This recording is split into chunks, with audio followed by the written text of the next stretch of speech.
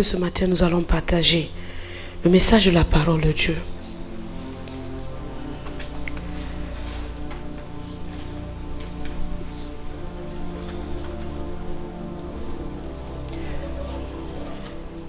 C'est une petite parenthèse dans la pratique spirituelle des biens périssables. J'ouvre une petite parenthèse à cause de tout ce que nous avons vécu. J'ouvre une petite parenthèse pour nous parler d'une manière très importante, très prophétique. Vous savez, tu peux être là dans cette nation et puis tu te dis, je suis venu pour me chercher.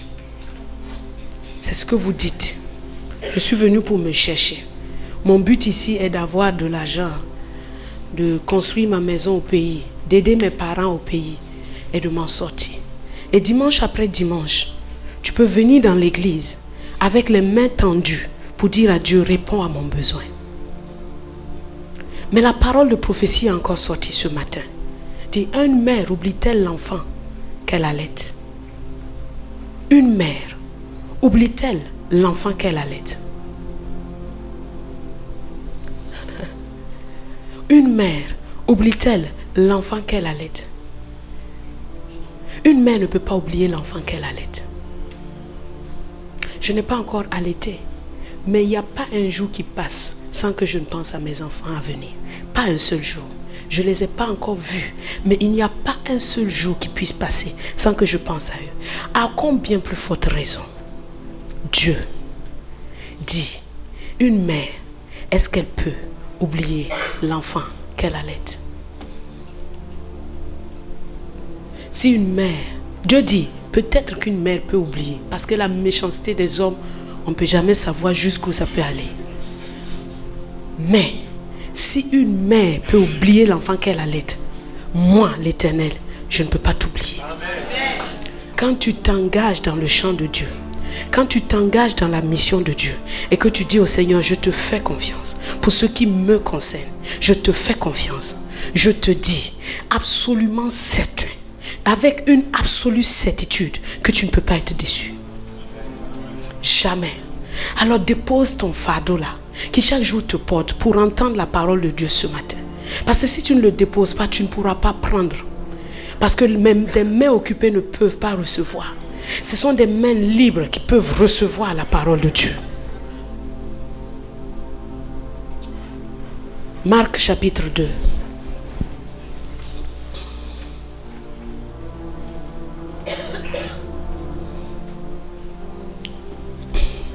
Versets 1 à 12.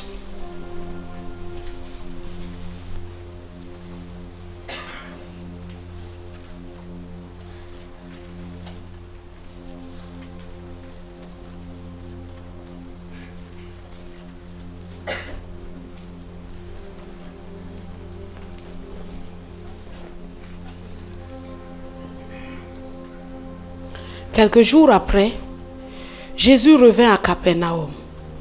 On apprit qu'il était à la maison. Et il s'assembla un si grand nombre de personnes que l'espace devant la porte ne pouvait plus les contenir. Il leur annonçait la parole. Des gens vinrent à lui, amenant un paralytique porté par 4 hommes. Comme il ne pouvait l'aborder à cause de la foule, il découvrit le toit de la maison où il était et il descendit par cette ouverture le lit sur lequel le paralytique était couché. Jésus, voyant leur foi, dit au paralytique, « Mon enfant, tes péchés sont pardonnés. » Il y avait là quelques scribes qui étaient assis et qui se disaient au-dedans d'eux, « Comment cet homme parle-t-il ainsi? Il blasphème. Qui peut pardonner les péchés si ce n'est Dieu seul? » Jésus, ayant aussitôt connu par son esprit ce qu'il pensait au-dedans d'eux, leur dit, « Pourquoi avez-vous de telles pensées dans vos cœurs? Lequel est le plus aisé de dire au paralytique, « Tes péchés sont pardonnés » ou de dire, « Lève-toi, prends ton lit et marche. » Or, afin que vous sachiez que le Fils de l'homme a sur la terre le pouvoir de pardonner les péchés, je te l'ordonne, dit-il au paralytique, « Lève-toi, prends ton lit et va dans ta maison. » Et à l'instant, il se leva, prit son lit et sortit en présence de tout le monde, de sorte qu'ils étaient tous dans l'étonnement et glorifiaient Dieu, disant, « Nous n'avons jamais rien vu de pareil. Amen. Nous n'avons jamais rien vu de pareil. C'est l'histoire d'un homme paralytique. Il était dans sa maison et il avait besoin de guérison. Mais sa guérison passait par le pardon de ses péchés. Parce que c'était les péchés qui l'avaient emmené dans cet état. Et il ne savait que faire. On ne voit pas le paralytique parler. On ne voit pas le paralytique dire quelque chose. On ne voit pas le paralytique exprimer son besoin. Mais la Bible me montre que des gens sont venus à Jésus, emmenés par un paralytique porté par 4 hommes. On n'a pas dit 4 personnes sont venues à Jésus. On a dit des gens. Il y avait les 4 qui les portaient, mais il y avait toute une foule, il y avait toute une famille autour des 4 là qui disaient, nous aussi on est avec vous, emmenons le paralytique à Jésus. Ils étaient fatigués de voir leur ami couché. Ils savaient que la solution n'est pas loin. Et ils ont dit, nous allons te porter. Et les autres ont dit, nous faisons partie de la famille, nous ne pouvons pas, il n'y a que 4 coins, donc il n'y a que 4 personnes qui peuvent tenir, mais nous venons avec vous. Ces 4 personnes, c'était 4 hommes. On n'a pas dit 4 jeunes gens, on a dit 4 hommes. Ça veut dire que c'était des hommes matures. C'était des personnes d'âge mûr. C'était des personnes qui étaient responsables. On peut donc dire que c'était comme des pères de famille. Des pères de famille qui ont amené avec eux leur famille. Vous comprenez? Chacun a amené avec lui sa famille. Et avec sa famille, chacun, ils sont venus à Jésus avec leur paralytique. Donc, les 4 personnes avec leurs 4 familles, avec le paralytique sur le brancard, ils ont trouvé un moyen d'amener ce paralytique à Jésus. Et ce matin, le Seigneur est en train de nous dire, la nation dans laquelle je vous ai placé est comme ce paralytique. Il est comme ce paralytique qui a besoin de quelque chose de ma part. Mais moi, je me trouve dans la maison et je parle la parole. 4 hommes. Nous sommes une église missionnaire.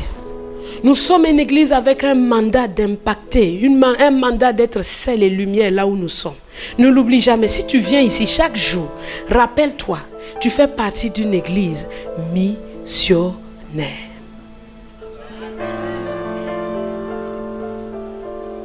Et cette mission ce matin, Dieu dit, le titre du message, les 4 amis de la nation. Nous sommes cette église-là et à notre sein, il y a ces 4 hommes-là. Et nous tous, on est des accompagnants. Alléluia. Tu fais partie de cette famille-là. Il dit, 4 hommes sont venus. Nous avons la mission d'éclairer. Nous avons la mission d'assainir. Nous avons la mission d'apporter le pardon du péché. Quand vous regardez autour dans la nation, vous voyez les fautes. Vous voyez les péchés, vous voyez les transgressions. Et parfois, elles sont même dirigées contre vous. Mais cela ne reste jamais sans impact. Cela ne reste jamais une nation. C'est comme il y a une coupe dans laquelle les péchés se versent chaque jour. Quand ça arrive à son comble, Dieu dit, il faut que je juge. C'est ce qui s'est passé avec Sodome et Gomorrhe. Dans la ville, Dieu dit, le péché est arrivé à son comble. Nous, en tant qu'église, nous ne devons pas nous asseoir sur nos lauriers. Mais nous devons savoir que Dieu nous a donné un mandat. Et je suis là ce matin avec cette parole pour nous le rappeler. Amen. Pour nous le rappeler, pour nous le rappeler, pour nous le rappeler. Et nous allons voir les 4 hommes. Quelles sont l'identité des 4 hommes? Pour que dans notre assemblée, dans chacun de nos cœurs, nous puissions garder ces vertus précieusement si nous voulons être des amis de la nation. Dis avec moi, je suis un ami de la nation. Je suis un ami du Maroc. Je suis un ami du Maroc. Oui, tu n'es pas un ennemi du Maroc, un ami. Un ami de la nation. Le premier ami s'appelle l'amour. Le premier ami s'appelle l'amour. Lui, il est rempli de compassion et d'amour pour son ami. Il regarde son ami chaque jour. Il aime son ami. Il dit, oh mon ami, vraiment tu es merveilleux. Oh mon ami, tu peux faire vraiment de grandes choses. Oh mon ami, quand je regarde même tes yeux, tes mains, je vois que tu peux scier le bois. Je vois que vraiment tu peux faire tu peux bâtir des grandes choses. Ah mon ami, quand je pense, quand je vois comment tu réfléchis, je vois que tu peux accomplir grand. Mais mon ami, tes pieds là, c'est ça le problème. Tes pieds ne bougent pas. Pourtant ta tête fonctionne. Tes mains fonctionnent. Mais tu ne peux pas te lever. Mon ami, moi je ne suis pas content avec ça. L'ami qui s'appelle l'homme, qui s'appelle l'amour, lui, il a sa femme qui s'appelle compassion. Compassion est la femme de l'amour. Et la compassion dit tous les jours. Non, elle pleure tous les jours à cause de l'ami. Elle pleure tous les jours à cause de l'ami. Elle n'est pas frustrée de voir que l'ami ne peut pas l'aider dans son travail. Non, elle est plutôt compatissante. Est-ce qu'il y a de la compassion dans ton cœur pour cette nation? Est-ce que cet amour est accompagné d'un sentiment? La compassion, c'est le sentiment c'est l'amour qui saisit tes sentiments. Qui fait que tu es ému. Tu ne peux plus rester passible. La compassion, c'est ce qui te fait bouger. Dis non, il faut que ça bouge.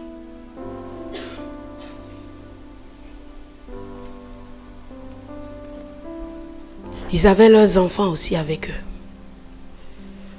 Leurs enfants s'appelaient pardon.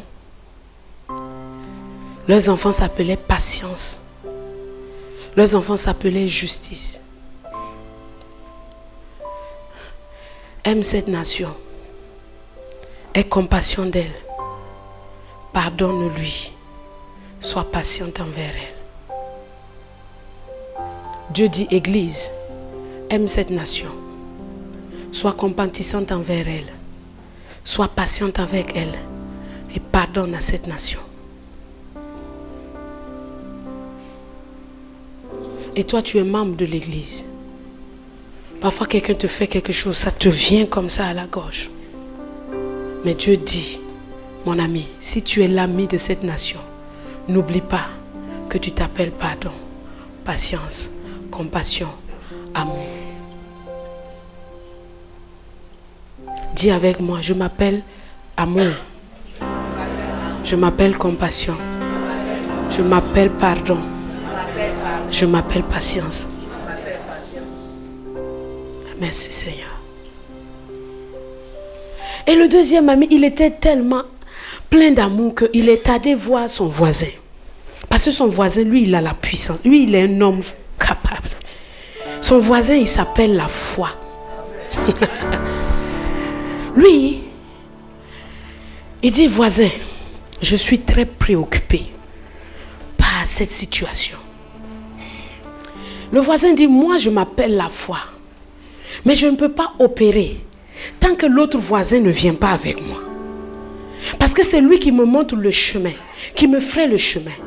L'autre voisin, il dit, ok, allons avec l'autre voisin. Donc, amour et foi se lèvent ensemble et ils vont dans la maison du voisin qui s'appelle Espérance. Il dit, Espérance, est-ce que tu veux nous accompagner? Nous, on ne sait pas s'il va guérir ou pas. Mais toi, tu as la capacité toujours de penser ce qui est bon.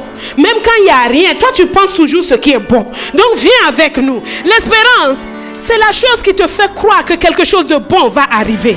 L'espérance, c'est ce qui te dit, je ne sais pas, hein, Dieu ne m'a rien dit, hein, mais je pense que quelque chose de bon peut sortir de cette nation. L'espérance, c'est ce qui doit toujours accompagner. La foi dit, moi j'opère, mais s'il n'y a pas espérance avec moi, je ne peux pas marcher. Espérance dit, mais de qui s'agit-il? Ah, c'est de notre ami là. Espérance dit, d'accord. Mais il faut que je vienne avec ma femme. Parce qu'elle, elle s'appelle parole de grâce. Elle s'appelle parole de grâce. Elle ne maudit pas. Quand elle vient, elle dit, l'homme là, il est têtu, hein, mais c'est peut-être parce qu'il est frustré. Ah, l'homme là, tout le monde dit qu'il est violent, hein, mais peut-être parce qu'il manque d'amour. Elle a toujours la parole de grâce. Et Espérance dit, d'accord, moi je viens avec ma femme. Alors, il y a Amour qui est accompagné de compassion et de ses 2 enfants qui sont allés chercher Foi. Quand Foi a vu que Espérance était là maintenant, Foi a dit, il faut que j'aille trouver ma femme. Elle s'appelle Prière. Quand elle est avec moi, on devient efficace. Quand elle est avec moi là, nos enfants s'appellent Miracle, Prodige, Signe. C'est ça. Foi dit d'accord, comme l'Espérance vient avec moi et que la parole de grâce vient avec moi, là je peux aller maintenant chercher ma femme qui s'appelle la prière. Est-ce que quelqu'un m'entend ce matin? Il faut que nous ayons une bonne espérance envers cette nation. Il faut que nous ayons des paroles de grâce envers cette nation. Il faut que chaque jour, des paroles de grâce soient dans nos bouches pour cette nation. Car la ville s'élève par la bénédiction des justes. La ville s'élève par la bénédiction des justes. Et quand Espérance est venue, avec parole de grâce, prière est arrivée. Là maintenant, nous pouvons commencer à prier. Parce que nous avons l'amour. Nous avons la compassion, nous avons le pardon, nous avons la patience, nous avons l'espérance, la parole de grâce et nous avons la foi. Alors ça devient la prière de la foi. Et la prière de la foi a une grande efficacité. La prière de la foi a une grande efficacité. Maintenant, en tant qu'Église, nous pouvons prier. Nous pouvons prier de tout notre cœur. Nous pouvons prier afin qu'il y ait des exaucements, des miracles, des signes et des prodiges. Quand nous prions, les enfants de la foi maintenant commencent à sortir. Les enfants de la foi, ce sont des changements de constitution. Les enfants de la foi, ce sont des ouvertures extraordinaires. Les enfants de la foi, c'est la faveur, les miracles, des prodiges qui viennent quoi? Nous accompagner. Maintenant, ils sont là, ils se disent, on est au complet. Amour dit, il y a quelqu'un qui manque. Il y a quelqu'un qui manque. Amour dit, si persévérance ne vient pas, on ne va pas arriver. Allons chercher persévérance. Quand ils vont, ils trouvent persévérance. Ils expliquent la situation. Persévérance dit, d'accord, je veux venir avec vous. Mais il faut que je prenne avec moi ma femme qui s'appelle le courage, l'audace. C'est elle ma femme. Il faut qu'elle soit à côté de moi. Parce que sans courage, on ne peut pas persévérer. La persévérance ne peut pas s'épanouir à son plein potentiel sans le courage. Alors, quand nous avons toutes ces vertus, et ces deux-là, persévérance et courage, ils ont leurs enfants qui s'appellent endurance, créativité, ingénieux au bien. Eux, ils réfléchissent pour trouver des stratégies pour faire ce qui est bien. C'est ça leurs enfants. Ils viennent ensemble. Et maintenant, nous avons comme des gens qui vinrent à lui, emmenant le paralytique porté par 4 hommes. Les 4 hommes sont l'amour, la foi, l'espérance, la persévérance. Mais il y a toutes sortes de gens autour qui ont accompagné. Ces gens-là s'appellent la compassion, le pardon, la patience, la justice, la prière, exaucement, miracle, signe, prodige, parole de grâce, courage, endurance, créativité, ingénieux au bien. À partir de ce moment-là, nous pouvons dire que nous sommes des amis de la nation. À partir de ce moment-là, quand nous venons ainsi, nous pouvons dire que nous sommes des amis de la nation. Alors mon ami, mon frère, toi qui es ici, qui fais partie de cet appel-là, n'oublie pas ce que je suis en train de te dire. N'oublie pas ce que je suis en train de te dire. Car nous sommes les 4 amis. Nous sommes l'église qui est amie de la nation. Pour que les amener où? Sous le regard de Jésus. Et sous le regard de Jésus, il y a le pardon des péchés. Sous le regard de Jésus, il y a tout ce qui limite qui est enlevé. Et la liberté qui vient. Parce que cette nation doit pouvoir prendre son lit et aller dans sa maison. Verset 11, Jésus dit, je te l'ordonne, dit-il au paralytique, lève-toi, prends ton lit et va dans ta maison. Je te l'ordonne, dit-il au paralytique, lève-toi, prends ton lit et va dans ta maison. Dieu a une destinée, Dieu a un plan, Dieu a quelque chose de particulier pour cette nation. Et il faut que ces péchés soient pardonnés. Il faut que ceux qui la retiennent soient libérés. Et nous sommes les amis de cette nation. Portés par 4 hommes, nous venons afin que la gloire revienne à Dieu et qu'il puisse faire ce qu'il était censé faire dans sa nation. Alléluia.